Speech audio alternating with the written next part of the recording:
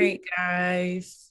Welcome back to another episode. I'm just kidding, that's not my job. Y'all all right today? That's what I really want to know primarily. Y'all okay? Yeah. Not y'all chewing. A little after workout snack, a little apple. Okay. Reese Court, y'all all right today? I was actually doing really fine, and then I got up to get ready to record this, and I felt really dizzy. So I'm just prayers, my sis. Yeah, pray for me. It's a couple bugs going around in this house, so Damn. Pray for me. Not for real. My mercy, my Lord. Okay, Reese. I know personally, I know you're pushing through some things, but yeah, Reese, what's the sad face? I have not been doing well, friends. I have not. I had a cousin pass recently, and it is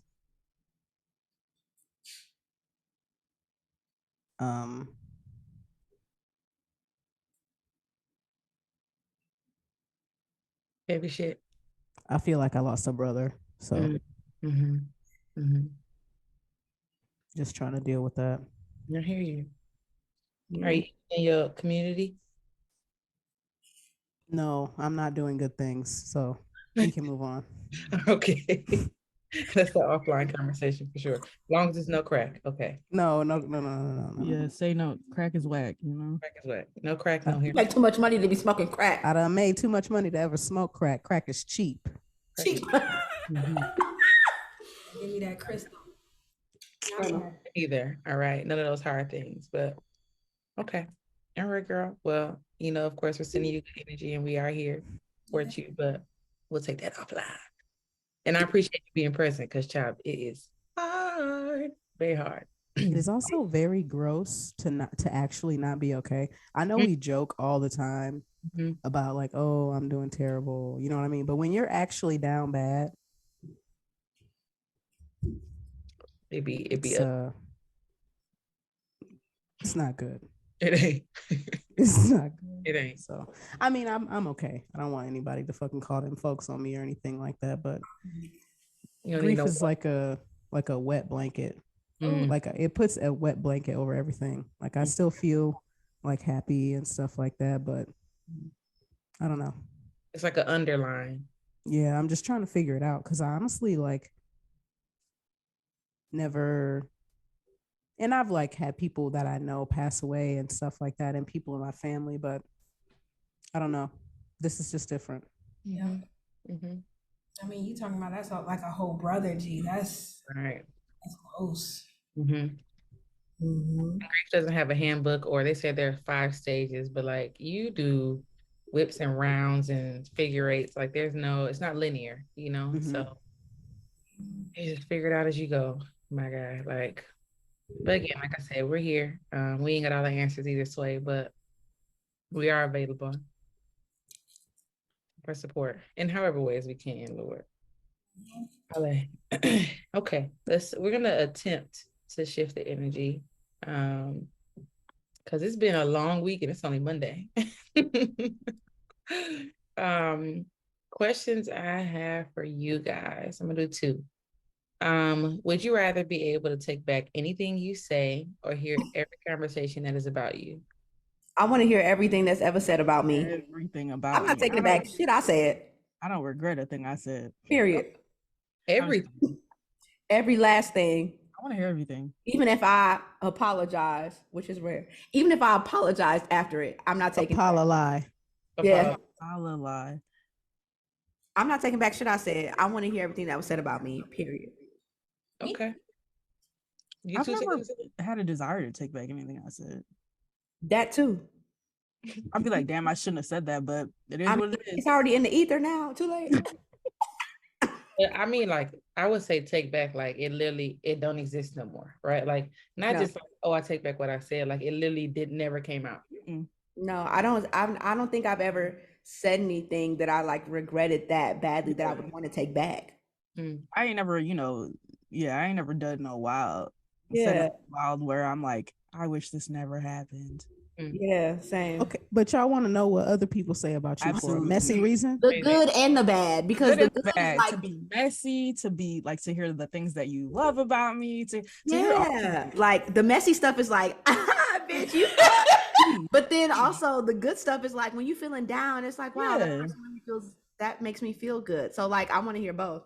Because I think sometimes like if you think about like your family, like at least with my parents, like I feel like it's hard for them to say what, like they say good things about you when you're not in the room, but like you're not gonna hear it from them in real life. Like, so I kind of want to hear what other people are saying about me, like when they're talking, you know, because I feel like I'm gonna say that too. I'm gonna say that too, but I'm saying it because I want to come up to you and say what was said.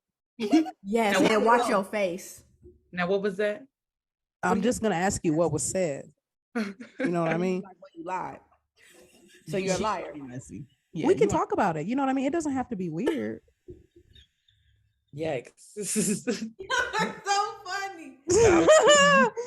I ain't doing that. I don't want to hear. Like I literally even I now. wanted in a transcript though too. You gotta transcribe it yourself. So now that you're being lazy. that when they can be like, I never said that, can I be like, let me turn the page. He said, let me use my finger. I'll be honest, one thing I would take back that I said. We so facilitated. Because it was not nice. See, I'm not always nice either. Yeah, but I'm not taking it back. No, yeah, but I think that's the thing. Oh no, I'm entering my humble error. Wow. Error. I can be humble and admit that I'm not taking back anything I said. I already said it. Ma'am, that's like the opposite. The consequences have already happened. So like, why would I want to take it back? It already happened, and like, you know, we definitely moved past it. But during the time I was sick as hell, I accused my grandma of taking some money. That is now here I was thinking you said something mean to Sharif. Natasha, how could you? Not your granny.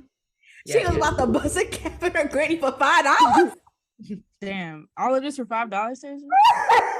No, what's crazy is, bro, this weekend has been so crazy. So, of course, like all of the remaining matriarchs in my family have been spinning since this news about my cousin running around in circles, not sitting down, so they don't have to deal with the fact that he got murdered.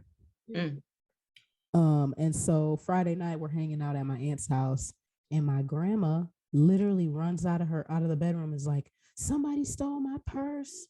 My purse was right here, and now my purse is gone. My purse is not here. So everybody is on high alert. We're searching the house low and wide. We done went outside, looked in the car. Tell me why the fucking purse was in the closet. Of course it was. That's the thing. The minute somebody can't find something, everybody can't be trusted. Everybody got to get up. Everybody got to move around. Folks is on the phone with people who just left. Bring your asses back here right now if y'all got that purse. I swear to God, with all this going on in our family. I mean, everybody done pulled their hair out. People done fell to their knees in the street. Please come back. So where was the purse? In the fucking closet.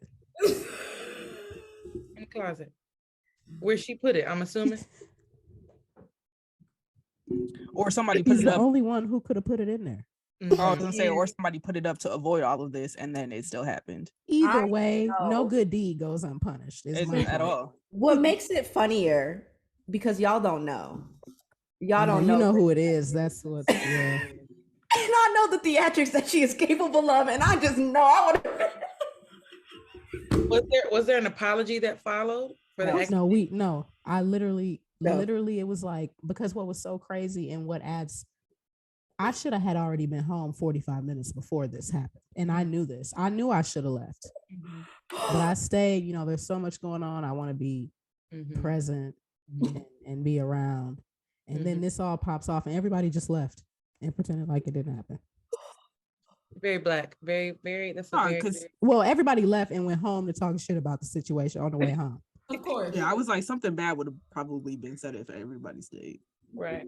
And you wouldn't take it back. With no apology? And see, that's the thing. It's like, and this is my granny, so it's like, not too much. I don't really I'm not too much. I feel you. I understand your point. It also irked me a little, but not too much. Watch your mouth. Correct. I'm actually gonna go on the opposite spectrum of y'all, and I'm gonna say take back things I said because I feel like I can see that for you because you can get ruthless. Okay, and you can, what do you mean? But she don't regret it. You just don't care. All right now, bitch. You just don't care. Okay, Marina, aka Mina. Mina. What I'm saying is, I mean, not me though. You never said anything like that to me. You're never beating the Mina allegations, unfortunately. That's. You said I'm not beating the mean allegations. You're not no, the Mina allegations. Oh, she means well. Mm-hmm. Well, it's just not she means well. A filter. Not anyway, us all being like. But my point was. My point was. I don't even know what the fuck it was. Oh, my point was the things that I've said have led me into some precarious situations, like things that I've accepted or things that I've agreed to, right? So from that standpoint, I would take back some things and, change decisions because I'm sure I've agreed to some things that's got me in some, I know I've agreed to some things that's got me in some precarious situations. So I don't want to hear what everybody's saying. Like, I just feel like some shit ain't for me. Like if I hear somebody don't know I'm around and they talking about something that's got to do with me, I literally just walk away because I don't want to know. If it was meant for me to hear, you would have told me. I don't want to be surprised. You be talking about me, bitch, and I heard about it. I don't even want to know. Just that killed me. Okay, because let me find out. I also think folks say shit out of anger too, like, you know what I mean, or like out of irritation. You know what I'm saying? I know, like in my most irritated moments, if my phone is ringing too much and I look down and it's somebody that I think might get on my nerves, it's like, do I react in a way that's like, I don't want to talk to you, I don't want to hear from you, but that ain't got nothing to do with them. That's about me. I say it. I don't want to talk right now. I'll be on the phone with you and be like, okay, I'm done. Like, yeah. So that's the thing too, though.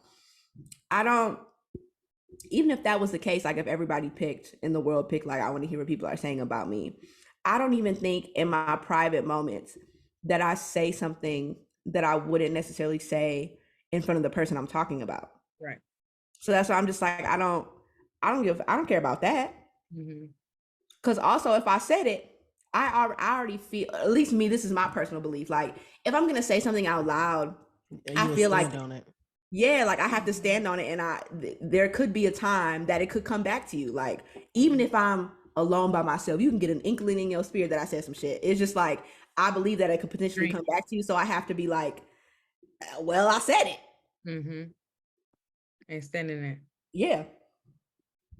Full coochie. 100%. So when I text you next week, so what was said? Okay. I want you to just come clean. I called you a bald head scallywag and I meant it in that moment and I apologize. Oh my God, I forgive you. See, it's still easy. Hey, but y'all, that apology did not have an if. You see? I mean, I guess. That's growth. Yeah. No, that's growth. That's growth for her. I love how you closed your hand when you said that's growth. Because I wanted y'all to understand. But because between that and the cut, you're telling me something. I am. No, that is growth, y'all. Okay. For everyone who's not watching. This is growth. Damn, now our clip's gonna be even more confusing because Amira hair done changed again. You can't. They just know they gonna think we like DC. We WIML 4 and 5. We keep switching back and forth between having different fifth members. It's too much. It's always a mirror though. Oh my God, y'all know that meme when they put the different wigs on the baby and they say me signing up for different subscriptions with different emails. Y'all got to do that with Amira with her hairstyle since we've been doing the show. Oh my gosh, yes, a carousel of all her different hairstyles. If you can the screen grabs. Right. What about yourself? Yes. Did we answer one question or two? It's one more. I have one more. Okay. I was gonna say for everyone who's not watching, Amira looks different. She cut her hair. If you all can't see it, but and by cut her hair, we mean because you cut your hair. By cut her hair, we mean she cut her locks off, chopped. And when she's back in her rated R era. Okay. Okay. Second question. These are both stupid, so it's hard to choose. Would you rather oversleep every day for a week or not get any sleep at all for 4 days? Oversleep because I do that anyway. Oh. What was it? Or not get what? Any sleep at all for 4 days. Crazy. I need my sleep. No, that'd kill me. It's equivalent to being drunk. That would not kill me. I could kill somebody else. That's the problem. I have to go to bed. I think they say 72 hours and you can get close to psychosis. Wow. Like, what is my life? The trial. You did not hear this from me, but sleep deprivation is one of the most effective, like, submission and terror tactics to get people. You got that from Scandal? Yeah. Honestly, no, I got it from fucking Ozark. They had that man in the basement with that heavy rock playing with them lights on. Yeah. So I started doing research. Which man? Who? Oh, Marty. Oh, spoilers. No, but I seen it. Spoiler alert. What season was this? This was season 5, I think, 4 or 5. Okay. When the Mexican dude that wanted to fuck Marty's wife? Yes, he had him in the basement in his little dungeon, and he had that heavy metal music playing and them lights on 24/7. Yes. But yes, they did that in Scandal too. Oh, I miss Scandal. Good television. Yeah, maybe I'll rewatch that. Great. Amazing. Scandal was amazing. Then it got weird after her abortion. If y'all wanted some entertainment, go search my Twitter page for hashtag Scandal. Shonda used to have our asses. I was in my dorm with 17 missing assignments. Yes. Watching live tweeting and watching these folks. Because when the president got shot, that one, you remember all spoilers. Amira was right there with me. It's like, honestly, I felt like that's my JFK when Fitz got shot. Literally, that shook me to the core. I screamed. Because I said, Melly girl, what is we gonna do? Not Melly. Good. Already, I went to go search and relevant. If I could just have Olivia Pope's wardrobe, my life would be complete. 100%. The way me and Arisha talked about her wardrobe, I had a meal pass and a dream at that time. Not a meal pass and a dream, bitch. 100%. Okay. 100%. And I thought I was doing something every winter with my new pea coat. I was like, It was. Oh, you are infamous for the new pea coat. Well, it's the one thing I can offer to people. Okay. This year the pea coat is magenta with gold buttons. If anyone wants to know. You know, it's cute. I was like, fancy ass bitch. Cause she is. I'm like, damn. What's that man? Screaming. She look good. I do what I can. Mm-hmm. Stomp on these hoes. All right. Well, thank you for the questions, Mina. Those were good this week. I'm interested because your girl has been out of the country. So, like, what has been on the timeline in the U.S.? Bitch. So get one passport. Right. Host take one international trip. What y'all doing over here? Yeah, like what's going on? Oh, local activities. I don't what know are these local activities? Yeah, what's on the timeline? Give us the timeline, T-Court. Wait, did we ever talk about this being friends thing first, or did we had pushed it to the next one? I don't think we ever talked about it on here. I don't know. Being friends with who first? Before a relationship? Yeah. No, we never talked about that. I don't think we ever talked about that. Okay, great. That's the first one we're gonna talk about. Okay, so the tweet said, "Do y'all believe being friends first will make the relationship last longer?" Yes. Then no. Wait. There's a response. Okay. That I think is like helpful. Someone said not being friends first, but being friends all throughout the relationship. Definitely. Don't get so caught up on a title that you forget the mission. Correct. So I'm not going to say make it last longer, but it's going to help you make the best decisions for your relationship. Because sometimes that best decision is for y'all to no longer be in relationship, to be honest. Or to, have some space between the two of y'all, whatever the case may be, right? Like, I don't think the goal is to make it last long, which is in alignment with the other message. But the goal is to make sure it's a positive experience, and building that friendship first, keeping that friendship top of mind allows y'all to have a positive experience as a couple. Now, if y'all are friends, can y'all fuck? Yeah. Friends? While y'all while the friendship is happening? See, this is what I'm saying. Yes. Friends don't fuck. Yes, they do. Yes, they do. That is not a. Why don't they, Rich? Why don't they? Okay, let me not paint with broad strokes, because what I mean is that stop calling y'all situationships friendships. Oh, okay. That's what I'm saying. So I do agree. Like, I've known many people. That was never my tea, but I've known many people who've successfully operated in the friends with benefits space. Mm-hmm. I'm talking about this shit like crypto, but I know a lot of people who've been able to do that successfully, and I know a lot of people who were in situationships and saying, "Oh, no, we're friends with benefits." No, you guys just aren't talking about the dynamics of your relationship, and you're just saying you're friends when really you don't have a friendship. That nigga just texts you at 1 o'clock in the morning. Hey, that's the one. That's the one, because, and that's why I used to say, like, I don't do friends with benefits, because I'm like, you niggas are not my friends. Me and my friends go out to eat. Correct. It's like, you don't even want to go out to eat. And I'm not saying you got to pay. I'm saying you don't even want to go out to eat. Right. Because you're like, oh, that's relationship stuff. So we can't we can't get a glass of water and a lemon. And a lemon. And I'm going to pick up my bill and you're going to pick up yours. Right. But also, if you have a friend, is that not a relationship? Like, okay, so people love to get technical about this. Yes, there are relationships, right? But people like to make a differentiation between like a romantic relationship, right? So like your partner, but there are relationships, situationships, friendships, boyfriend, girlfriend, partner, whatever. There are relationships technically. I don't necessarily 100% agree with like fucking your friends. However, I don't disagree. Let me restate my point real quick, because I don't think that I said I don't 100% agree, because I have successfully fucked a friend in the past and we are still friends.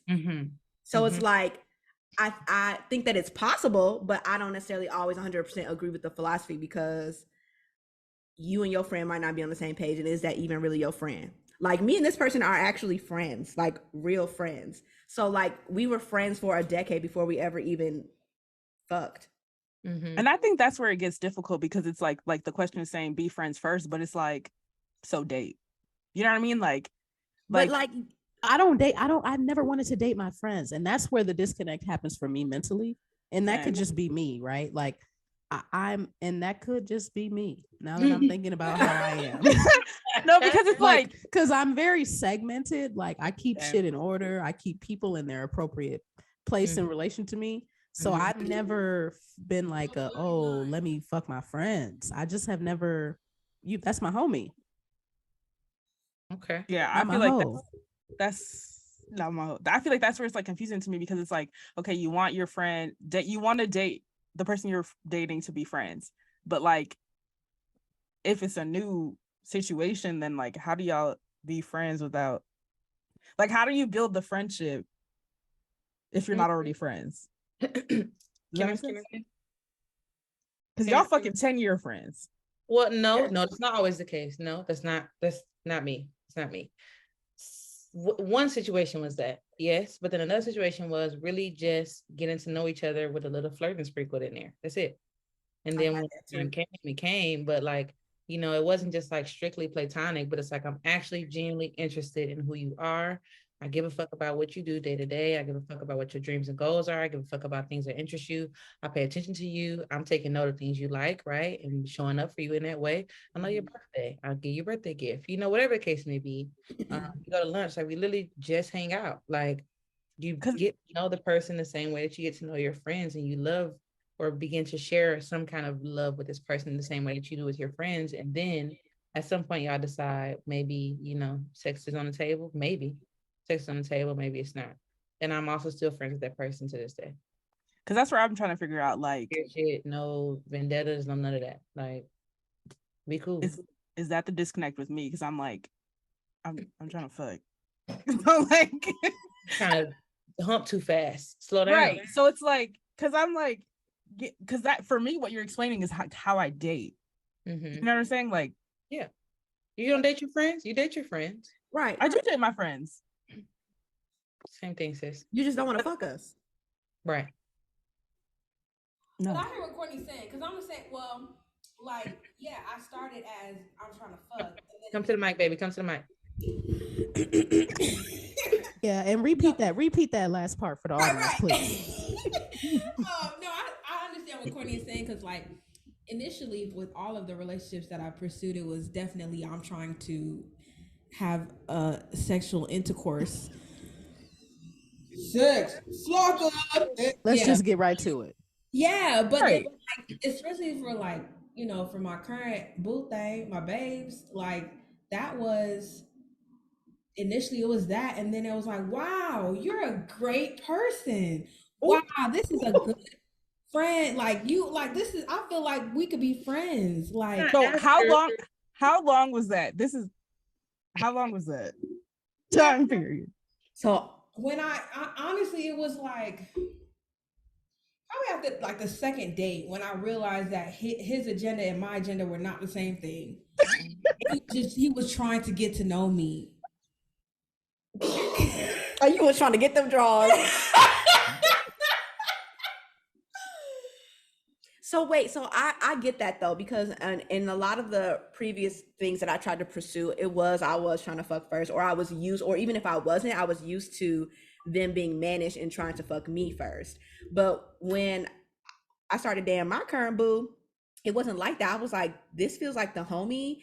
And I was like, damn, I might put him in the friend zone, or he might put me in the friend zone, because it was like, I wasn't used to like that friendship connection off rip. Like I was used to people, you know, being mannish or like being like, yeah, our first agenda, the first priority is fucking. But that was not his first priority. So like in this relationship, like we did kind of pursue a friendship first, and sex came after. During. Yeah. But that was just like a natural, like that was a natural progression though, right? Yes. That's the same thing that happened with me and my wife. It just, I sometimes I feel like it just so happened that we ended up being best pals. No. Yeah. Cute. Because then it's like this cool feeling of like, I remember thinking, you know, if anything happens with the relationship I'm in now, like, gee, I'm gonna lose my friend. Yeah, I'm gonna be like, sad. That's my whole. I'm gonna have to figure it out. I'm gonna have to suck it up, you know. I mean, yeah, but like.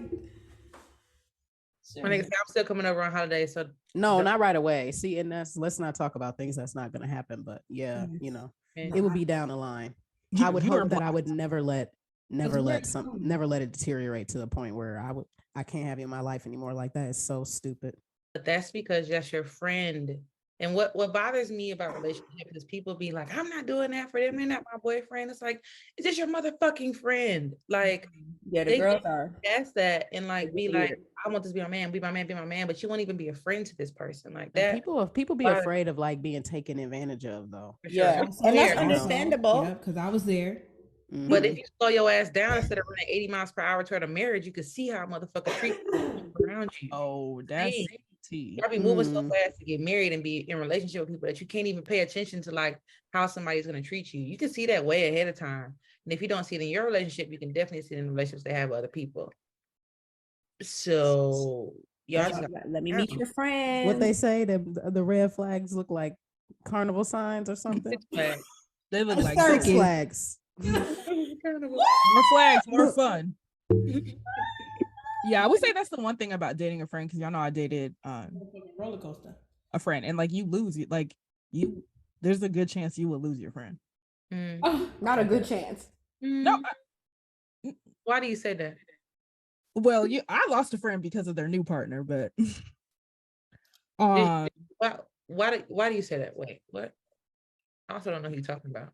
I think about it. Ain't that many niggas that was my friend. I don't know. Anyway, continue. Oh yes, I know who you're talking about. No, I'm saying like we were friends after, and then they got a new. Right. Yes.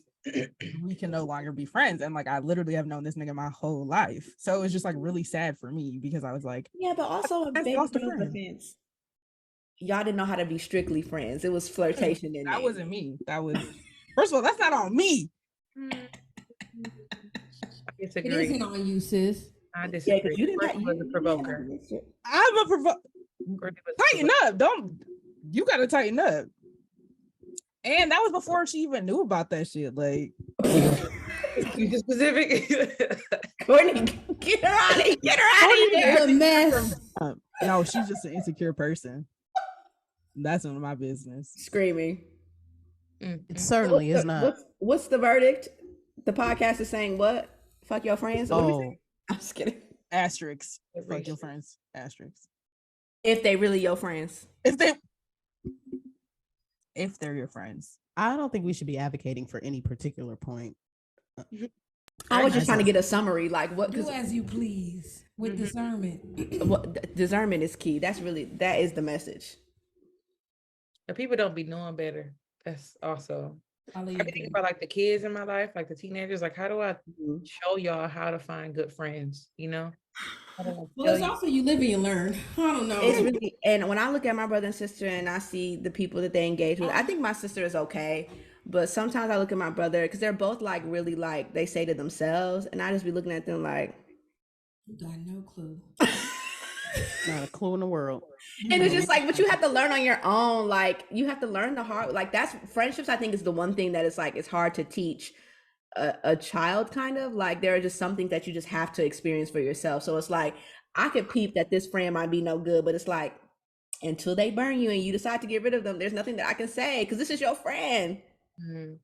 I feel like it also depends on what you grow up around too, though, right? Like I didn't grow up around. I don't feel like I grew up around a lot of examples of friendship, even within the family, right? Like people wouldn't treat each other like friends. So it wasn't until I don't know how I made my friends. And I think about it. Well, yes, I do. A lot of them were curated. So like from sports or programs, right? So put in spaces with people who have similar goals with you. So it's more likely that you'll find people that you'll continue to have a friendship with, right? But like, where the fuck people supposed to learn this shit, right? I feel like I didn't learn that though until college.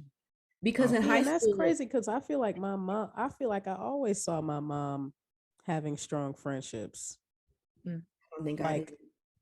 You know what I mean? She would always talk to me about her friends and what they did and how they used to be, and talk about the good old days, I guess you could say. But they didn't all talk like every day and shit. You know what I mean? Just like we are. But when they did get together or when they did talk, it was always they having a good time. It was always love. That's always what was modeled to me. I would second that, but like in a different way. Not with my parents per se, but like with my auntie and my grandmother, like because you always have play aunties or play grandmamas. Like these are my auntie and my grandparents' oldest friends. So like I did see friendships that would last a long time, but I don't think I really understood friendship until college, because prior to college it was like friendship was really about proximity, right? Like you live in the same neighborhood or you are in the same sports or clubs or whatever. But it was like it wasn't until college where it was like it's not just about proximity. Like with me and Reach, like we went to 2 different colleges and it was like, okay, well, how are we going to maintain this friendship? It's important to us. So like, how can we keep the friendship alive? And we, are an hour or 2 or whatever away from each other and we don't see each other every day anymore. So it's like, that is when I really learned like, okay, what's important to me in a friendship? How do I maintain a friendship if it's important to me? And then after joining Sigma, and it was like, okay, we all went our separate ways. It was like, again, another experience of like, how do I maintain something that's important to me? So like, I don't feel like I learned that shit till college and afterward. Damn. It's hard. Mm-hmm. But it's like a lesson that you have to learn on your own, because if it's important to you, you'll figure out how to make it work. Mm-hmm. Yeah, I'm friends, and they be ending up in some wild shit, man. Yeah, I mean, just know you run the risk of not being friendly with that person anymore. If you sleep with your friend, 100%. I mean, that could be the case even if you don't sleep with them. I've had friends who I've never slept with that I'm not friends with anymore. Yeah. For other reasons, communication, personality differences, proximity, like, or you just simply don't like them. My mouth. For my ladies who like cisgender men, my advice would be to fuck him before he do something to turn you off. It's gonna happen. It really is. That's a great advice, because he's gonna say something and your stomach's gonna turn and you're never gonna want to see him again. R. Kelly or Tory Lanez and just And he's gonna run his mouth, and your pussy's gonna dry up. So mama, so it should. As Amir said. That is so cringy. That really should be the episode with this emoji. I say gross. You know what that is? Got y'all stupid ass niggas. Look at this. You know what that is? You remember people used to do that? I hated that. They be like, look, I'll slap you. Oh, you looked at your stupid ass. Why would you look? What am I supposed to do? I still fall for that shit to this day. I have another question from the time. Yeah. Hit it. Oh. As you know,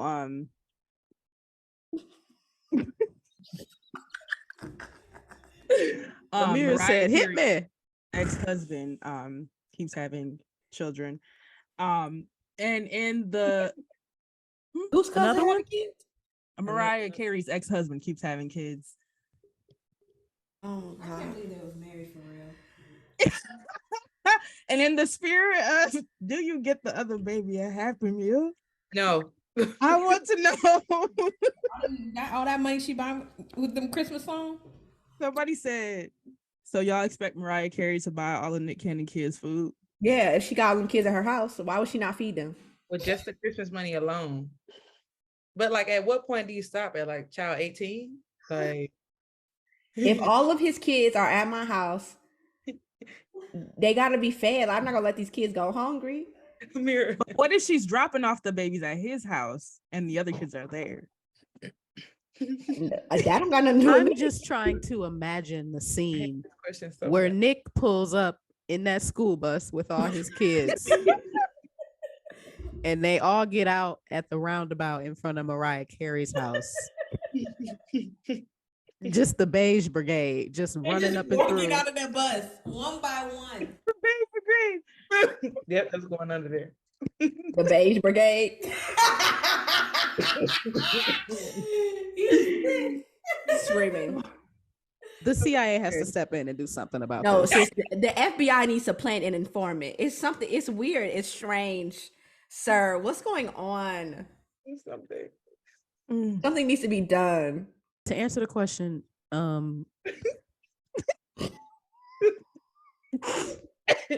she need to go send the chef down to McDonald's to pick up them Happy Meals. Period. No, them kids ain't got nothing to do with all of this that's going on. Feed them babies. 100%. Get them babies a snack pack and let them rip that Scoopy token off the back. Okay. Have them share a 10-piece nugget at least. Not share. It's like 18 of them. 17 of y'all are small. So 8 of them don't get no nugget. She said, rip them fries in half and share with your brother. The question was feed them, not fulfill them. And that's exactly what everybody get a fruit snack. I fed all of y'all. Look at this large Sprite. No, that pack of Sour Patch straws and gave them all a straw. Yo, that could be the worst. Pick a straw. Pick. If you get the short straw, you don't get fed this time. You're like Tyra Banks. Jail. Send her to jail. 16 10-piece nuggets in front of me. One of you all will not receive. Mariah would never have them kids over her house. Also that. Never. That's why I thought that was funny. She would never. Lord, she would never. It's the reverse, right? Because Reese, you said, or was that Courtney? You were like, if Mariah Carey pulls up to drop her kids off and all his kids are there, is she obligated to feed them? And the answer is no. No, they with their daddy. That's their daddy can't afford it. Well, fend for yourself. I don't know. Mr. Nick always keep a job canning. He might be able to feed all them damn kids. No, that's a wild concept to me, and my answer is gonna always be no. Not to feed all them kids? No. It's not about just feeding the kids. The whole situation is a no for me. All of it. So I can't even entertain this question for real because no. What? No. Because why are you bringing them over here? I brought my baby here with my baby's food. Your babies and who you lay down with before you came? No. That's not my job. See, that's Marina said, I'm gonna be baby mama number one. or it's just not gonna happen. You better hurry up. They running out of. Girl, I heard. I see on that point though. Like I'm not in no rush. I would literally not. I literally will not, because the men are definitely falling by the wayside. They're falling by the wayside. These girls are trapping them. They be not taking their birth control pills. Maybe it don't even matter, because even when you get a nigga, ain't no rush. My man, I told my parents that we gonna have a geriatric pregnancy, because like after you, what is it? After you 33 or 34, yeah, it's geriatric. And I was like, why would you tell them that? Wow. They need to be settled, okay? Well, nobody told them to do that. Y'all should not have had. Let's move on. The point is that Nick should be bringing a stipend over to feed all them kids. If he didn't, she should absolutely get them something to eat. Screaming. All right, is that it for the timeline, T-Court? Yeah, unless y'all wanted to talk about another one, but it would probably get deep. So. Wait, no, now I'm intrigued though. Okay. Tell us what it is. Yeah, I'll just read the tweet. So from Twitter at Julianne Navarius. You gotta spell it out. I'ma just Julian Narvivas. They said you deserve love now, not once you lose weight, not once you get on medication, not once you finish school, not once you start therapy, not once you get a job, not once you're more like them. Now, you don't have to earn the right to be loved. You deserve it right now and always have.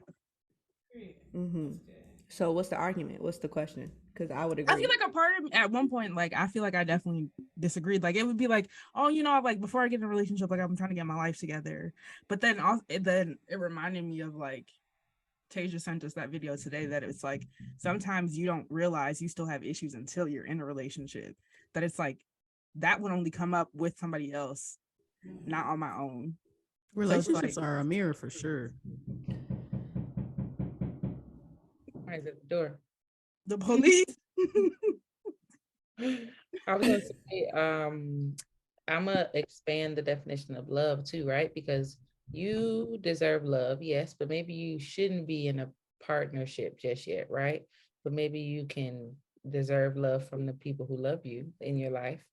But like, I feel like there has to be some kind of line. Like, you can't just be a piece of shit not doing any of the work and be like, you deserve to be in a partnership. Like, that's not even gonna be good for you. It's gonna crash. See, I don't even like the word deserve. Like, right? It's not that I don't deserve to be in a partnership. It's just that I'm not ready, equipped or whatever. Yeah, whatever word you want to use, but not deserve. It's like, you are deserving of a loving romantic partnership, or you're deserving of just love in general. But it's like, are you prepared for that? Are you ready to receive that? And it's like, yeah, I might be open to receiving love from my friends, but I'm not open to receiving love from a romantic partner right now. Or whatever the case may be, right? So it's not about like whether you're deserving or not, because you're always deserving, which I think the tweet is the point the tweet is trying to make. But it's like, are you ready? I was like, I think that's what I was trying to allude to. Like, yeah, you deserve all the things that you desire, right? Like, you know, within reason. But like, yeah, it doesn't mean you're ready.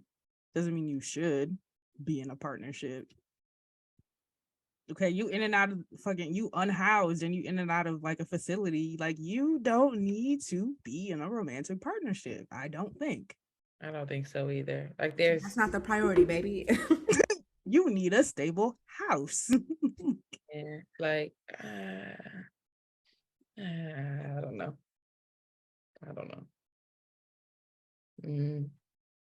I think that the deserve word is like, do we deserve nice things? Sure. Do I think everybody deserves to be, you know, loved and supported and all that? Sure. But don't nobody owe you shit. So if you're not behaving, if you're not putting love and supportive energy out into the world, and I think this comes up all the time, like when motherfuckers talk about like, oh, nobody in this city supports me. Nobody in my family supports me. But okay, but what's the last thing you've done to support another person out of the kindness of your heart? Correct. When is the last time you did something for somebody that could not do something back to you to help you out, or did not repay the favor? You selfish motherfucker. You want about anybody? And I hear that from see that from a lot of, especially a lot of creatives in this city in particular. And I just be like, I'm not sure who y'all talking to because there is where's all these hateful ass Milwaukee niggas y'all be talking about? Because I don't be bumping shoulders with these folks. I don't know any. And they exist, but it's like, bro, you get back what you put out. Yeah, know? I'm sure they exist. Also, I just don't know. Like, there people be like, don't nobody want to support my event. Nigga, you posted it one time on Instagram. Who the fuck? The day before it happened. Interacting with people, right? Like, you need to be creating relationships with people. You need to be using an email. Go to other people's events. That's the thing too, right? Is like there's systems to this shit as well. You just put on the event 2 days after you promoted it. Ain't nobody coming to that. You look unorganized. But you said a key word though, or somebody did. It's about like building the connections and relationships. How do you expect people to support you and you haven't even set a foundation or infrastructure to You've never been to another event like this in the city?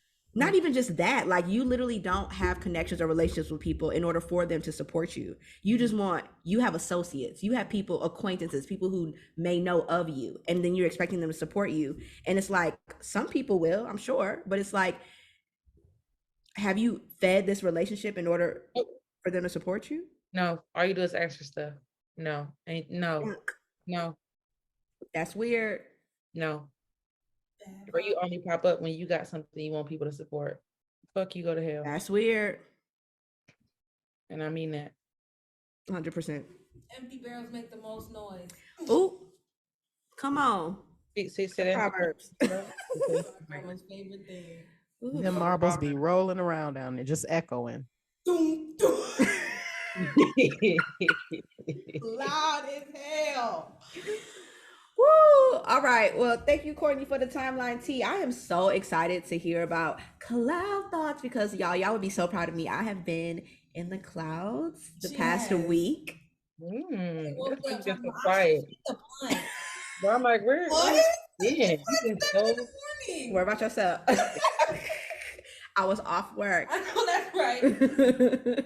So yes, tell us about your cloud thoughts. Okay, so I guess you can call this getting a little spooky this week, but I'll give you some background information. If anybody listening has information on what I'm experiencing, please let me know, because I don't know what it is and it scares the shit out of me. So sometimes I have these experiences where I am not fully asleep, but I'm not fully awake, and I can see, hear, feel, and touch stuff, right? Like it feels like it's happening in this present moment. And it made me think of this question of, do you all believe in alternate realities? So, for example, one reality is the one that we're in right now. Another reality could be our dream state. Another reality could be, I don't know, whatever the fuck we concoct when we get high. You know what I'm saying? Like, do you all believe in alternate realities? And if so, or if not, what are your theories around that? I'm going to start because I've spent a lot of time thinking about this, believe it or not. I'm going to prove it based on scientific fact. So we know that for every action, there's an equal and opposite reaction, right? If I pick this blanket up and throw it in the air, it has to come down. Yes. We also know that people have, if there's 8 billion of us now, 8 to 10 doppelgangers. Like literally, they would look very close to you, not identical, but very close to you. And I've literally seen, like, I met somebody at a conference and she showed me a picture of her friend and was like, I literally thought you were my friend. The girl looked just like me. It was crazy. Really? Right? So I believe, especially since we know that our little blip of the Milky Way is so small when it comes to the vastness of the universe, that there would have to at least be one parallel universe. Okay. At least. At least one. Okay. And if there's one, there will be more, but we can just start at one. But we'll start there very simply. Okay. This question also reminds me of a Rick and Morty episode. I know you know I'm talking about, Reese, where it was like ping, ping, ping, ping, ping, ping, ping, ping, ping. It's crazy. Okay. So yes, Reese, you believe that there's at least one. It has to at least be one. Okay. Anybody else? Now you already know. There are realms upon realms, baby. And you know, I'll just leave it at that.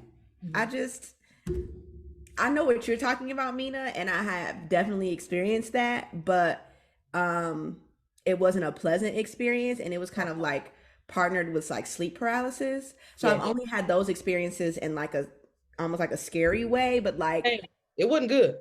Oh, okay. I was gonna say, like, I haven't had any pleasant experiences like that, but it didn't make me think about alternate realities like it did, but it didn't. Like those experiences always made me think of like it made my belief stronger in like the spiritual realm. Not to say that there aren't other realms, but like it just solidified my belief in that particular realm. So I do believe that there are probably alternative realities. I don't know any of them. And I'm also watching a show right now that is dealing with alternative realities. What's the show? It's a fiction show. It's called Warrior Nun. It's really interesting if you can like really get into it and get past the acting and the characters and all that kind of stuff. It's actually good. And I'm in the second, well, because it's not for everybody. Like I like a lot of fantasy, like sci-fi fantasy shit. So like even if the acting isn't the best, I will sit through it because I'm like invested in the storyline or like, yeah, what's going on, so, or the realm that they're presenting. So normally you pick good shit though. Huh? Normally you pick good shit though. Oh, thank you. Yes. Okay. Yeah. So Warrior Nun deals with alternate realities. It's like this lady. I won't give y'all the whole tea because it's really a lot to explain, but just one of the ladies, the characters on the show, she's a scientist, and like she was trying to get to an alternate realm because her son was sick, and she was trying to like basically get her and her son to a place where like he could just live like illness free or disease free. And she comes in contact with the main character of the show who receives something from an alternative realm, and it's just like showing how all these stories are intertwined, and like it's a lot of other shit, but it's really cool. So it just makes me think about like how often too, even with religious entities or like there's just so much shit that we don't know. Like that was the thought. There's so many things we don't know. Yeah, like so many topics and things that we just have no clue about. And even the things that we do know, like we learn new things about those things that we think we know every day. So it's just like, I'm not gonna debunk or like sit here and deny the potential existence of an alternate reality, because it's like we see crazy shit also every day, especially if you live in Milwaukee. You just be like, what's that? In this reality, okay. In this reality. So I'm just like, I know the crazy. Y'all never had, and I know you have, but some shit happened to you, like it could be good, bad, funny, like, or you just see something or you're in a situation and it's like a fourth wall break. Like, you've got to be fucking kidding me. Yeah. Wait, what you mean? I want to say yes, but what you mean? Like, I'm trying to think a series of unfortunate events. And of course, I'm not gonna be able to. Like if you went to the store and motherfuckers just start brawling in the store right in front of you while you trying to check out, and you're just wow, y'all are really beating ass right now in the store, and I'm trying to get to the self checkout. What that thing say? So y'all gonna sell sweet potatoes still or not? Yes. Oh, she says, so y'all gonna keep making the sandwiches, or you just gonna keep recording? Y'all can keep making that shit was bad funny. She said, are y'all still making the sandwiches? You said what, Tasia? No, when that car flipped over. Oh yeah. Like, is this happening? Mm-hmm. Is this real?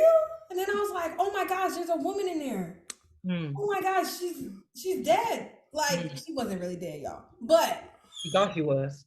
It was really like she wasn't moving. And I was like, this isn't happening. And I was like, this is really happening. And then I thought I could lift up a car. Like with just, yeah. And I couldn't. You said, I seen this on TV. Wow, this is not like the movie. Which is hilarious. The surprise. I couldn't. When it was like, oh, let's get together, lift the car. Yeah. Cars are heavy. 1, 2, blah. And it was nothing more. Y'all in there squishing her more. And see, and that's the official advice of the What Is My Life podcast is to look up Good Samaritan laws in your area. Okay. Before you decide to help some damn body. Listen, because I could have really. Because you could have been in jail. Really. Brain already in there, scrambled eggs, and you just dropped in the car. Literally, I just left. I was like, I'm going to just call the police because nobody has done that. And y'all rocking her back and forth, that lady neck. Get that baby neck, hold that baby head. I'm talking about nobody had called. That's the other thing. What's that, like group think? Oh my God. Everybody was so like, get her out of there. I do it. What is that called? People assume that other people are gonna do the right thing. Yes. Mm-hmm. Like that's why remember those training videos that you call 911. I would be like, please do not point at me. No, don't make eye crazy. I always call because I be like, I don't care if somebody else called. You call 911, get an AED machine. No. No, that's literally the same thing. Same thing happened to Sharif. He was driving, car flipped over, motherfuckers was in there. Everybody is like driving past them and just looking. And he's the one who's just like, this does not look right. Mm-hmm. Went over there, it's 4 people in the car. He helped pull them out. Mm-hmm. What? No, see, stuff like that. And then I bet you people pulled over after that, right? After he did. Oh, now they want to see what's going on. Some people, like for me, if I'm by myself where it's dark, I'll still drive, but I'm calling 911 as I drive. Yeah. Right. So me by myself. Also, people is crazy. Some shit be looking like a setup, you know. It's too much. It's too much going on. I will pull over. I won't get out, but I'll definitely pull over 100%. And just watch, you know, see if somebody else is there, you know, wait, you know, if I hear somebody screaming. But yeah, I'm not gonna, even if I do pull over and I'm by myself, like I'm not gonna get out. I follow my instinct with that because like I be checking to see when folks is pulled over. Right. Like, let me look and see. Like one time I saw across the street, right? These exactly. I've done that before many times. Let me just sit here because who the fuck knows what's happening? It's 3 cop cars and 1 regular car. What the fuck what could warrant this situation? I hate when I see that. I just be like, let me just go and get something to drink and pull over right here and wait because y'all not finna do this. Right. Yes. Not my people. Man. But go ahead. I was gonna say, you know what else makes me think about an alternate reality? When I experience deja vu, I'd be like, that's what I was thinking. That should be so trippy. I'd be like, I'm like, this already happened. Yes. And it's so crazy. Like somebody will say something. Your eyes and your brain didn't connect. I don't believe that. It'll be like whole sentences I already saw, and I'll be and like, you be catching it in the middle. You be like, yes. When you're about to say something, and it's like, I already uttered these words. It's already happened. This situation literally already happened. Yes. And it's happening again. It's like I've had it happen to me when I'm like, the glitching in the matrix. Am I raving? No. But that's it. So I seen this video. It's talking about the speed of light, right? Mm-hmm. And it says, like, I can't really put it into words, but it's basically like if you're in space, it takes like the timing out there is completely different than what's happening here. Yeah. So technically we're living in like the future or the past. We're living in the past compared to somebody out in the space. And so it did happen in space is what you're saying. And I am. No, because it's just the speed of light, how fast the speed of light is. Like, it's light years. So we have an alien that's in space. They damn near are looking, if we're thinking about right now, it's damn near the earth could be exploded because of how fast light traveled. So yeah, it already had. So basically, Tasia just confirmed on what we said, and that it is happening, and we're train Tasia smoking. Y'all don't want that. Roydell and Alvastine, grandmother, and my grandmother. See, they were sisters. So that makes me and Roydell and Alvastine. No, that's really it. I'm gonna say y'all to be. I ain't crazy. You might be. I'm with you though. I'm following you. I was following. That's no. I haven't. I understand what you're saying slightly because I experienced this when we came back from Egypt or from Paris rather. Like we were going back in time. Our plane left at 3:00, and when we got to Chicago, it was 3:20, and I was like, I already lived at 3:00. This is no. How is that possible? Like that's killing me now. I was already somewhere at 3:00, not me being back. I lived on January 5th at 3:00 3 times. Weird. Yeah. That's too much. Change the time zone and tear your ass up, boy. Tear your ass up. And Jack Lab was whooping my ass. Man, it'll do it. It will do it. I love how y'all always entertain these goddamn Cloud Thoughts questions. Faithfully, regularly. Bro, damn Abstein. You're crazy. Please. No, it's because anytime my granny gets to, or anybody in my family gets to talking about the damn relations, or like, telling me somebody that done moved or somebody got a new job, and it's like, oh, that's your cousin, you know.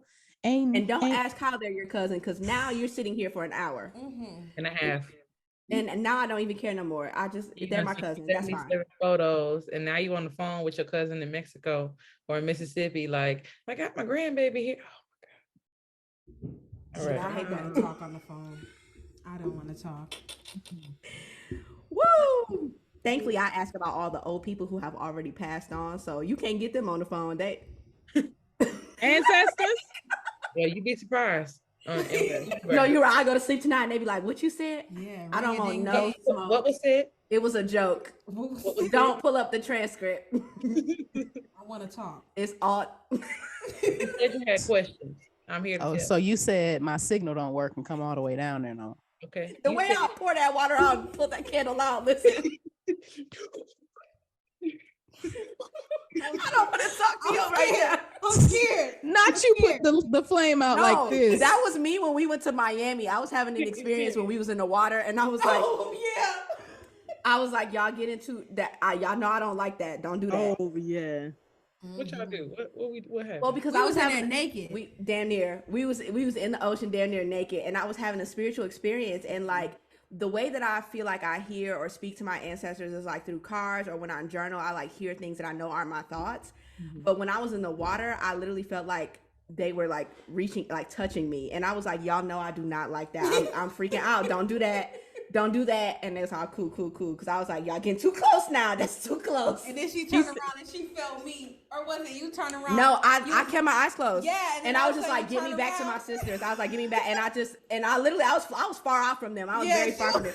And I was like, I said the ancestors was gonna pull you right on in. They did. They did. They were pull me farther and farther out into the ocean. And then I got scared and I was like, I feel y'all touching me. And I was like, I don't like that. And I was like, that's freaking me out. I was like, take me back to my sisters. And I literally just kept my eyes closed. And then literally I opened my eyes and Tasia was right there. I was like, thank God. That's reminding me of that scene from Black Panther when they was coming up out that. No, literally, they was getting them when they was getting them in the water like that. Yes. I said, "This is too. Really this is too much." Black Panther 2. This Black Panther 2. Yeah. Oh, I ain't see that yet. I ain't see it yet. Child. I keep forgetting to go watch it. I keep forgetting to go watch it. That's okay. Somebody gotta remind me. Yeah. How do y'all get disappointed? Like. That was eerie. I was like, oh, it was. And that's exactly what was happening to me. Listen, Amira, I've had an experience like that with my therapist. I don't know what the practice is called, but she literally invited all my ancestors into the room. But specifically like the spirit of my mom. When I tell you, I fucking kid you not, I felt 3 hands on me. I almost threw up. I swear to God, I almost threw up. I'm like, no, I'm gonna throw up. No more. I'm good. Thank you. She's like, do you want to do that practice today? No, ma'am. No, I don't. Actually, I mean, she told me, she warned me, like, you may feel the presence of other people, you may physically feel other people, but like, that's some bullshit. But baby, I don't do with the vision. I don't do vision. 2, 3. I don't do touch. If me and you in the room, I said, oh no. Get me out. 100%. Okay, they already know. Not my head. I'm scared, so I'm not gonna open my eyes and look. I'll just no. I'm gonna look because I'll be like, what's that? Who that is? You know how you used to look when you was playing 7-Up, just like squint. Just let me see if I can see your shoes. Honestly, crazy. But I don't know what I'm gonna see. You know, your answers don't always come as like this, you know, pretty prim proper person. No. Remember, might be a demon back there looking at me. I don't want. I'm scared, but it's like, you know, not a demon. Oh, I'm excited. I'm excited for you to see Black Panther 2, Marina.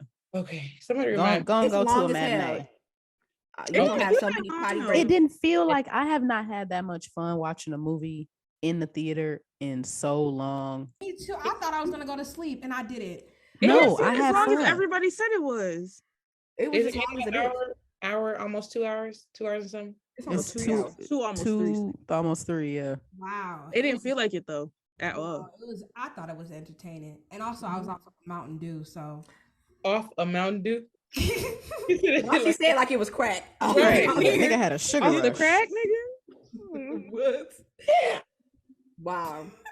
You know, Mountain Dew is illegal in some countries, like over in Europe. It's not good for you. Y'all need to stop that. Honey buns are too. It's a lot of people on the factory floor waking up eating Mountain Dew, eating hot dogs and Mountain Dew for breakfast. They stopped right at Quick Trip and picked that up. Oh my God! A hot dog and Mountain Dew. It is 7 and it be them people who be living forever and shit.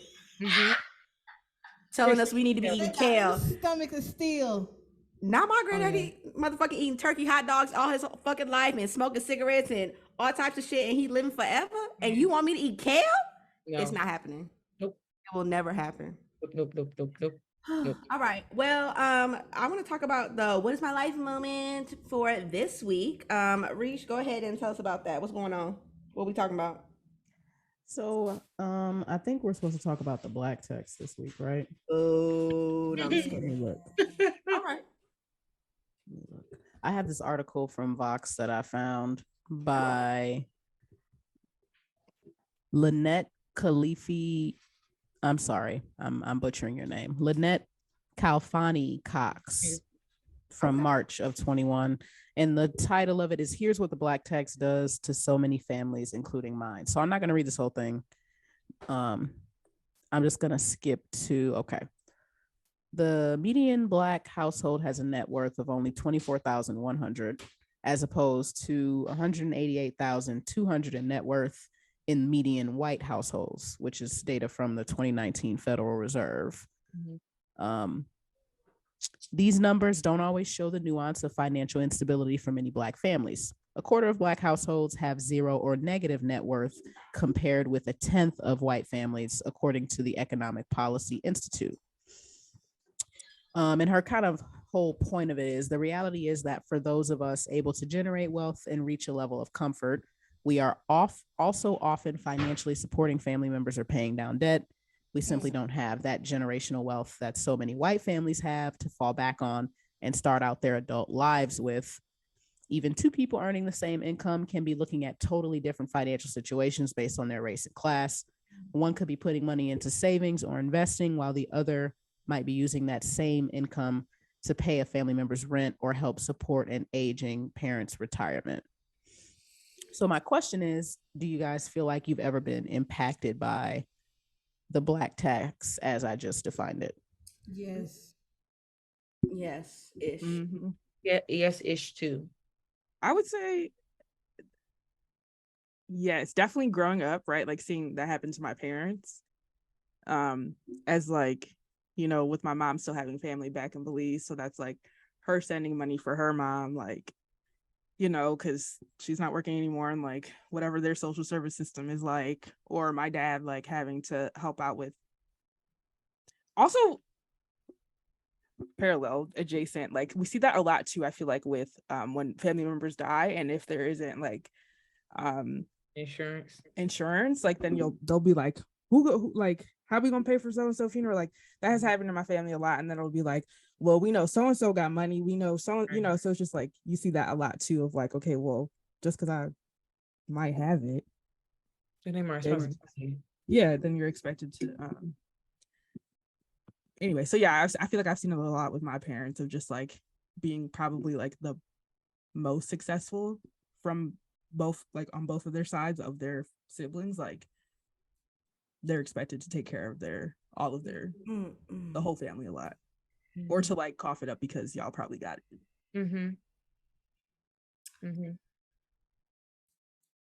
That's the thing. And then they be like, well, I took care of you all these years. You decided to hump somebody else, not me. What you being here ain't got nothing to do with my decision making. I'm here because you brought me here. I don't owe you 18 years of whatever you gave me. So don't. I agree with Courtney. Like I've seen it with my parents, but I think for me, why I said tax-ish is because I feel like I'm not necessarily taking care of my parents. It's not that I haven't given my parents money, which I have, but you know, they always pay it back. But it's like, I feel like I'm experiencing the tax in the fact that like in my formative years when I may have needed financial support, they were not able to give it to me. And so I had to make financially, which would now be deemed as financially irresponsible decisions in order to support myself. And that is where the Black tax kicked in for me. So it's like now I am maybe making good money, but like I'm basically paying for financial mistakes that I made in my early 20s or in my teens because my parents didn't have the means to help sustain me as a college student. So I think that is where the Black tax kicks in for me. I would assume probably that when my parents are of that age, that I probably would have to take care of them as well. And being of the siblings that I have, I will probably be find the one financially in a place to do that. So that is where the black tax, traditionally speaking, that you're talking about would kick in for me. But I think it's a different black tax where I'm at in my life right now. It's a different well, kind of that first part you're talking about, right, Amira, is that's the wealth gap. For sure. Yeah. That's you know what I'm saying. That's, you know, kind of what it addresses though. Exactly. It's two sides of the same coin is what I'm trying to say. One is a reflection of the other. Exactly. Yeah. And I actually saw, and I wish that I could find this article. Of course, I read it and didn't bookmark it or anything. But the person who wrote it talked about, like, whereas white families have been able to throughout history pass wealth down, or black people have to pass wealth backwards. We are uniquely positioned in an opportunity, at least those of us who are educated or able to make more than the median amount of people in this country, right? For most of us, it's the first person in our immediate family or in our family unit to have that access. So it goes backwards instead of the right way or the way that other people are able to do it, which is, you know, receiving that support from their family as just standard. Because color me shocked and surprised when people's families was paying for their whole school and paying your living, paying for books, I was like, wow, you don't work? How rich? You got $1,000 on your printing card? What? You just have to make, so okay, hold on a second. You called your mama yesterday. And you got the money today? You got a wire. Right. Cool. You got it the next day? And that's something that's like tough to, and I honestly, like, it was never no skin off my back. I was going to do whatever the fuck I had to do to, knowing that folks have that head start, like, it can be a little discouraging. I think too, like, what's interesting, like, as y'all were saying that, like, as the baby of the family, like, that also, like, can happen, right, with the different siblings of, like, also too, like, you're the oldest, right? So, like, that was probably a similar story for my sister, but for me, it was like, no, my dad did help me, like, by me, like, my dad was making decent money and was able to pay for my tuition or, like, my rent. And so it's like, but that was not the case for my sister, right? My oldest sister, right? It's also very fascinating to see, like, how that happens within the same. Yeah, because with my brother, my parents did help me when they could. Like, I think they paid for my car insurance and, like, helped me with, like, half the rent or something like that, or my phone bill. So, like, they're doing the same thing for my brother, but it just looks different. I think they're in a better financial situation now than they were when I was in school. So I think they're able to help him a little bit more. But I would agree, it's different. I think it is different with siblings, but also it's like not just with the money, but with the, like, the knowledge and experience, right? Like, I was their first child to go to college, so it was like I did everything on my own. And so with my siblings, like, they're also different in personality types and, like, with motivation and things like that. So, like, my parents have to stay on them a little bit more than they had to do on me. I was more independent.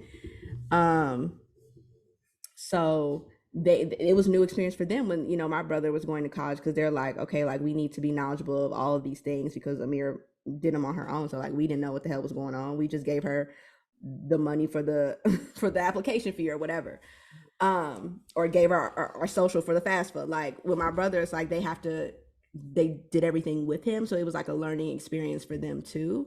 So I don't know, I think the black tax has to do with more than money to me. Like, after you explained it, it is about money, but, like, when I dig deeper with my own personal experiences, I would say I feel like it also has to do with, like, certain things like education or, like, resources and knowledge and all of that stuff. Like, that is also part of the black tax to me. It's like, even sometimes when we learn things and then we end up teaching our parents, it's like, those are the things that you should have been teaching us. That's a great point. We're having to teach you that tax, baby. Child, raising your parents' tax. I'm not really like, yes, shit that I'm passing back or passing up blows my mind. Yeah. I think you brought up a good point too, as far as like the resources, because I think about like networks, right? Like the networks that so especially like being in the business school at Marquette and just being in corporate, it's all about network. It's all about who you know. It's all about also how much money, like money is a big player in like where people are placed, right? How much so and so parents make donations wise, the courses you get to take, you know, what job you get. So yeah, it's just the how the cookie crumbles, and I don't have that. I don't have those networks yet, right? Or those funds yet to even bribery. That's the thing. You saw them people used to pay them kids to get their ACT scores or some shit like that. I don't know. Oh wow. Applications paid to get their college applications pushed through or some shit like that. Yeah, or you know, all that stuff, and you're just like, oh, no, that was never a thought in my mind to do that. You know, it's just, or even college debt. Shit, I don't even want to talk about it. And it's just little shit like, you know what I mean? Like I know people who got considerable amounts of money from their parents as down payments for homes or to put toward weddings or to it wasn't or whatever. And it isn't even like I look at that like, oh damn, I wish, you know what I'm saying? I think that for what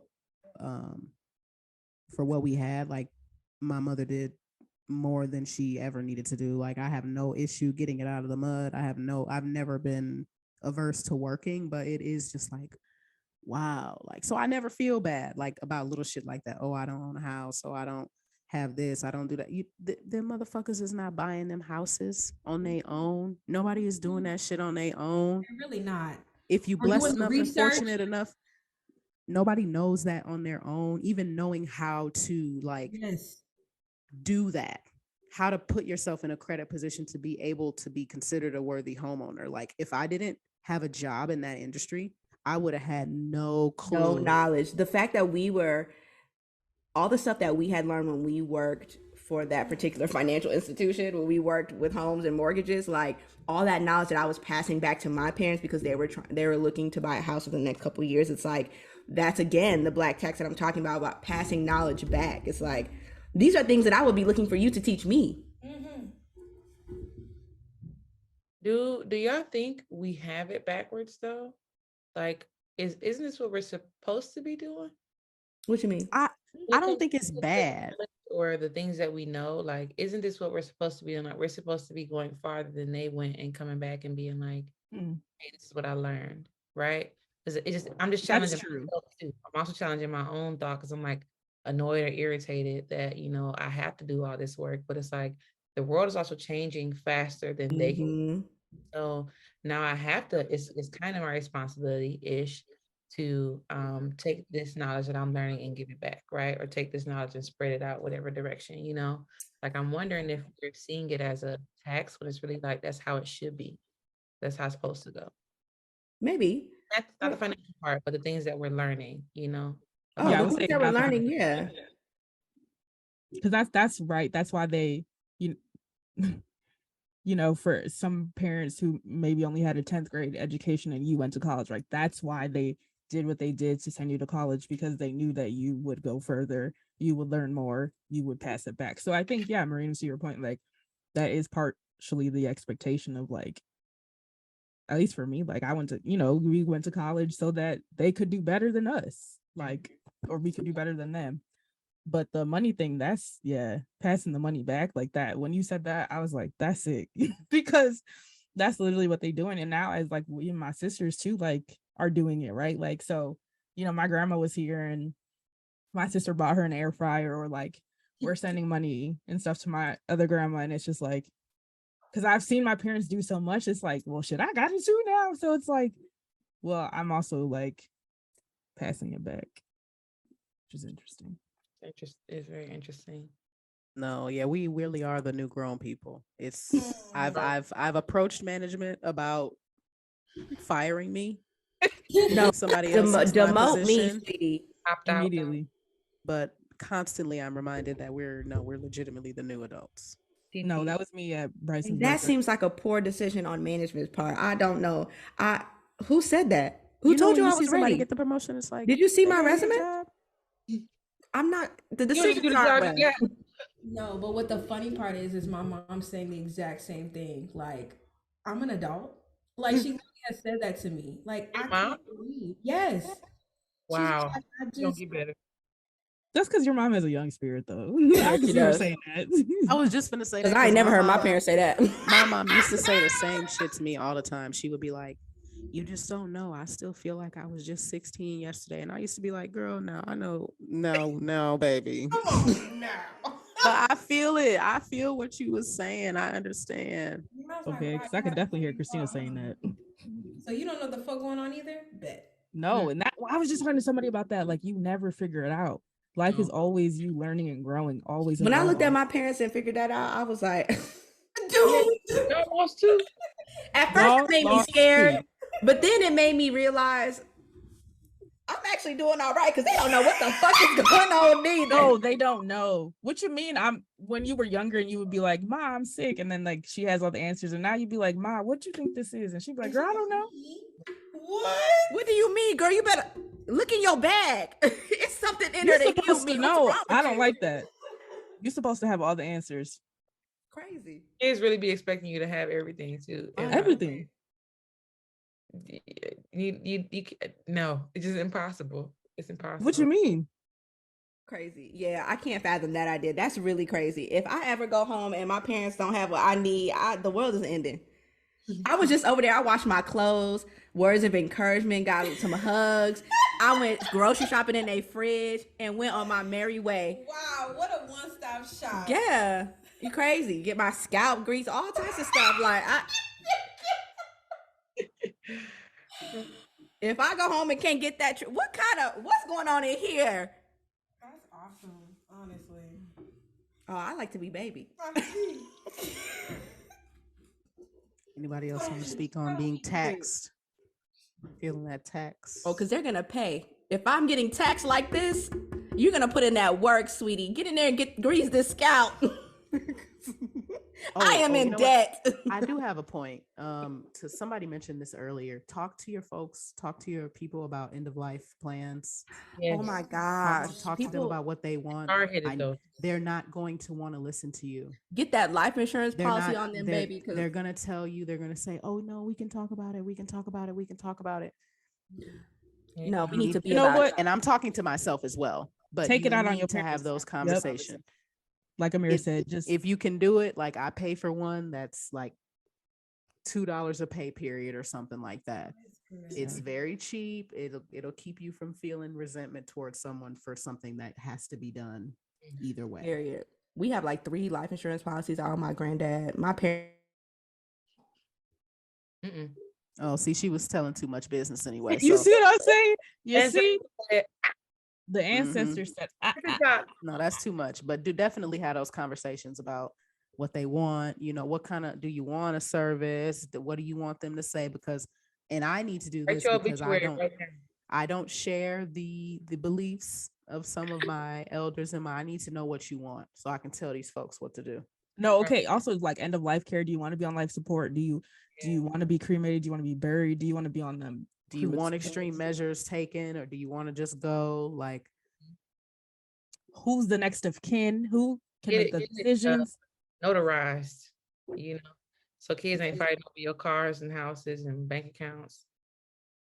They showed them that anyway. Do it, I'll do it. Like, baby, hell, I need to be doing it myself. Actually, you don't need money to have a living will. You don't need money because people be like, "Oh, what's that to divide up?" If you want to bequeath your AirPods, you can do that. It's also, I also need you to put in there, you know, like we were saying, the life support things. You want the extreme measures. Do you want DNR? Do you want your livers donated? Like, all of that can go in there. Definitely DNR. Get me to the next round, baby. What's DNR? Do not resuscitate. Do not resuscitate. Oh yeah, no. I don't know. You know what I'm saying? I'm not signing no DNR, baby. Ain't no tank, ain't no nothing. They gonna just let their hands go. I don't want that pain, that shot through my body like that. No. So you said what? Amira, put that down. Don't do that. Hopefully the interns that got assigned to your case is like the Grey's Anatomy interns. They're gonna do whatever the hell they want to do and do. Get a crash cart near. Okay. Ooh, they don't listen. Okay, they gotta say. I'm gonna wake up like, what the hell are y'all doing? They not gonna shock you. They just gonna give you that to the chest. You know, wake you up real quick. Yeah, open a trachea. That's actually pretty sick. Don't do that to me. Don't. No, but I feel like some of that stuff I have thought about and been like, dang, do I want to be on life support? Do I want to? No. And my thing, I think what I'm going to put in mind is that if the doctors say that I don't have brain activity, go ahead and let me go. Yeah. That's what I mean. I don't want to say if I'm having a little stroke or something and do not know. Bring me back to life, bitch. What's wrong with you? Wake me up. My grandma said the day I can't wipe my ass, that's the day. And literally the day I don't know because I couldn't wipe my ass with the breast reduction, and I was like, I think he means like get out. That you would gain it back. He meant when it never comes back. Yeah, okay. Yeah, he was like, and it literally like a week later after he could not do that, that man was gone. A man of his word. What's crazy about that is it do be clear when folks is ready to go. Mm-hmm. Something about old black people, old people of the diaspora, they will really they know when it's their time. They be like, I'm going tomorrow at 10:30, and you be like, they be waiting till everybody come to, like, as soon as the last person slide in, slide out. It's like let go. 8 hours later, they just, you know what I'm saying? That's crazy. Yeah, it really does. My great grandma keeps saying, she's like, I'm about ready to go. We like, girl, please cut that mess out. But then I know in the back of my head, she's serious, y'all. She is serious. So is my grandma. That's why we went to go visit her in LA. She's ready to get the fuck up out of here. And I'm not mad. I mean, 90 you had a good run. Think about being 89 at the start of the pandemic. I had so many conversations like when we went back out into society, like talking to older people and then being like, yeah, this shit is a dub. I cannot believe that this is what God chose for my last days. For me to have to live through this. For real. No, that's for real. Literally, my great grandma is like, I don't give a fuck. I'm ready to go. And she healthy as a horse too. Already done been gone. You know what I'm saying? Your homies and they done been. Homies, some of your children, your friends. It's like, she ready to get the fuck up out of here. And I'm just like, girl, what can I say? I mean, sweetie, we on this. Take me with I don't blame you, girl. Take me with you. You have lived, mama, and you have lived. And with these genetics, I know that I'm gonna be right behind you at 90 some years old. So I know I got a long way to go. So I'm not mad that you ready to go because you done seen a lot of shit. 90? You're 90 years old. You done lived through so many. Why are you saying it like that? Because 90? You was born in what? The cusp, 90? Shortly after the Great Depression, you were born. And we headed right the fuck back. Look at us. Back at it again. Bring segregation back. I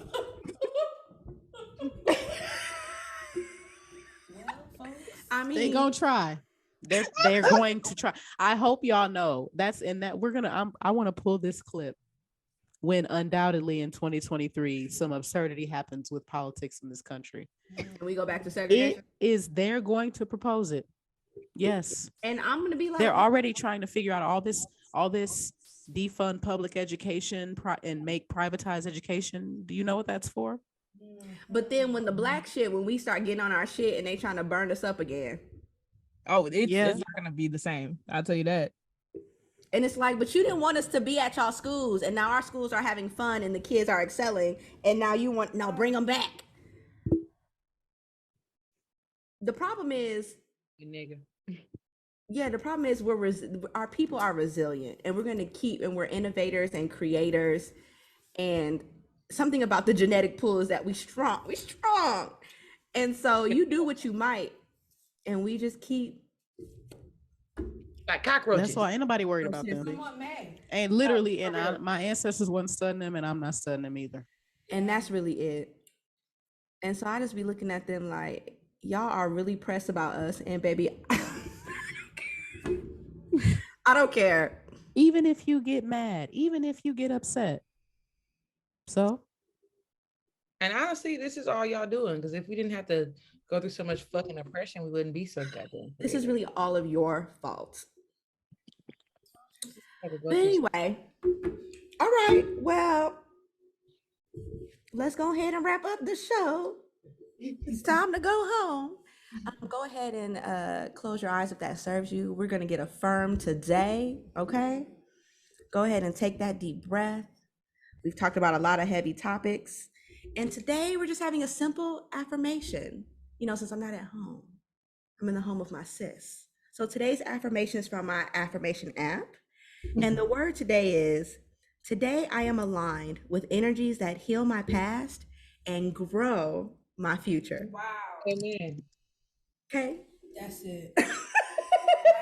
Yeah, don't worry about that black text, baby. It's all right. Don't worry about that black text. You are aligned with energies that heal your past, heal them generations in the past, and grows your future. You good, baby? Ain't no black text. Money is coming right back, is what it said. Abundance is yours. That's good. All right. Well, love y'all. See y'all in 2 weeks. As per usual, don't forget to like, follow, subscribe, all those great things on all of our social media platforms. And we out. Wait. Y'all have to listen to our guest special. Oh my God, how can we forget that? Wow, not us forgetting that. Oh my God. So sorry. Tell the people, not me though. Okay, I'll go. Why not you? I actually had a break part. She said, wait, there's more. We partnered with Invisible Podcast Radio. This would have been 3 weeks ago, 2 weeks, on the 16th. It was November 16th. I remember that, for their 6th anniversary podcast extravaganza. It was a great time. Drinks were had, music was played, connections were made. So we'll put the information on our socials this week. Go ahead and support them and give them a listen. Yes. I think it's on SoundCloud, right? Yeah. Mm-hmm. Let us know if you want us to host any of your other podcast live events. Period. It could be, since we got a little experience to us, whatever you want. Let us know. We're out here looking for people that are aligned with our brand. Right. Yeah. We're looking for people that are aligned with our brand to collaborate with. That's all, kids. Okay, guys. Adios.